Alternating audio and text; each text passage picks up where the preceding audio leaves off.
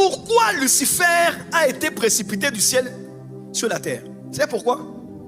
Pas parce qu'il a péché. Lucifer avait péché plusieurs fois avant d'être précipité. Lisez Ézéchiel 28, qu'on parle de Lucifer.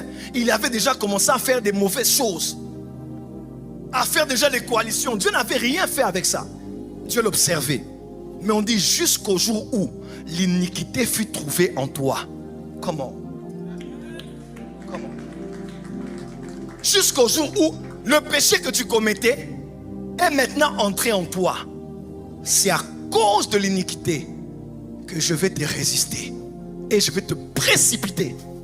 Lucifer a perdu sa place pas à cause du péché, mais de l'iniquité. Dieu pardonne les péchés, mais il ôte les iniquités. Oh, comment? Le problème n'est pas le péché. Nous tous nous péchons. Il est écrit, si quelqu'un dit qu'il n'a pas péché, il fait de Dieu un menteur, la vérité n'est pas en lui. Mais le vrai problème, c'est l'iniquité. Alors, c'est quoi l'iniquité? Notez. C'est quoi l'iniquité? C'est ce que Paul a dit dans Romains 7. Il dit, le problème que j'ai découvert, ce n'est pas le péché. C'est le péché qui habite en moi. Dis avec moi, l'iniquité. L'iniquité, C'est le péché. c'est le péché Qui habite en moi. qui habite en moi. Quelqu'un me suit? Amen. L'iniquité, c'est le péché que tu commets, que tu as commis et que tu commets encore, et dont tu as pris plaisir, qui est devenu une seconde nature, qui s'est enregistré dans tes gènes, qui a atteint son paroxysme, qui est devenu une doublure de ta personne. Même lorsque tu n'es plus, c'est ça qui va poursuivre ta descendance. Car je suis l'Éternel qui punit les iniquités, pas les péchés. Qui punit les iniquités des pères sur les enfants jusqu'à la 3e, 4e génération. Le problème n'est pas le péché. Le problème, c'est le péché qu'on a tellement pratiqué et qui s'est codifié en nous. C'est ce péché incarné-là que Dieu n'aime pas.